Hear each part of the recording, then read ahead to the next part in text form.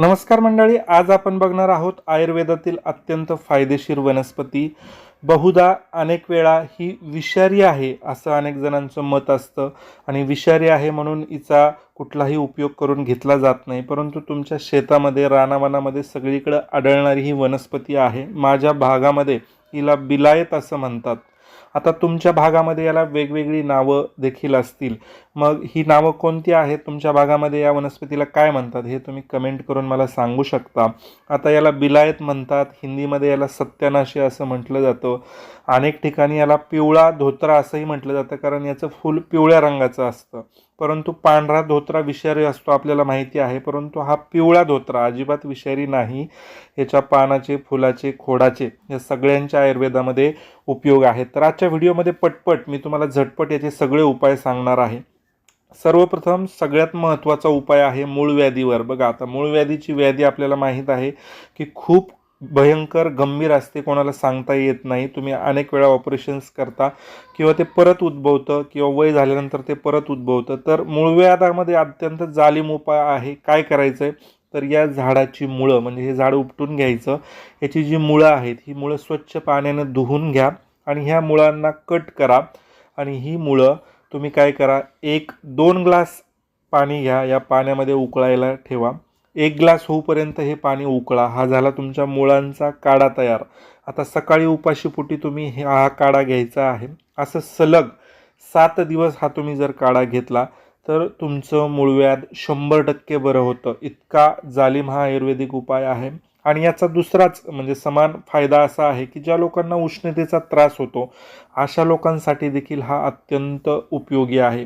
बघा, उष्णता जी आहे शरीरामध्ये सगळीकडे येते आणि कुठल्या ना कुठल्या रूपाने ती बाहेर येते। फोडे येणे, जळजळ होणे हातापायांची, मूळव्याध देखील उष्णतेचाच प्रकार आहे। मग हे सगळं करण्यासाठी अत्यंत थंड प्रकृतीने ही वनस्पती आहे। मंडळी, कितीही उन्हाळा जरी असला तरी ही वनस्पती हिरवीगार तुम्हाला पाहायला मिळेल, कारण याच्यामध्ये थंड हा गुण सर्वात जास्त आहे। मग उष्णता आणि मूळव्याधीचं तर झालेलंच आहे।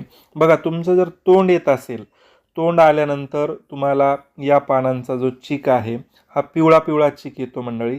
हा चीक काय करायचा आहे, जिभेवर लावायचा आहे किंवा आतमध्ये तोंडामध्ये तुम्हाला कुठे तोंड आलं असेल तिथे लावायचं आहे आणि नंतर तुम्हाला लाळ गाळायची आहे आणि हे फेकून द्यायचं आहे, गिळायचं नाही। तर 100% तुमचं तोंड आलेलं जे आहे ते निघून जातं, इतका प्रभावी आहे। डोळे तुमचे आलेले असतील तर डोळ्याच्या खालच्या भागाला हा चीक लावला तर 100% त्याच्यामध्ये तुम्हाला उपयोग होत असतो।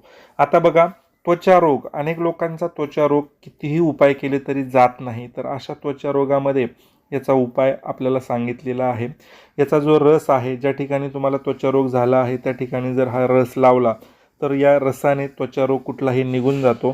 त्याचबरोबर मी सांगितल्याप्रमाणे काढा जरी 7 दिवस पिला तरी देखील त्वचा रोग निघून जातो। रक्तामध्ये रक्त शुद्धी करण्यामध्ये ही वनस्पती अत्यंत फायदेशीर आहे आणि मग त्वचा रोग रक्तामध्ये अशुद्धता निर्माण झाल्यानंतरच होत असतो आणि म्हणून हा उपाय तुम्ही करा, त्वचा रोग तुमचा निघून जाईल। मूळव्याध, उष्णता असेल, तुमचे डोळे आलेले असतील, अशा सगळ्या व्याधीमध्ये अत्यंत जालीम असा वनस्पती ही तुम्हाला उपयोगाची आहे। अजिबात विषारी नाही।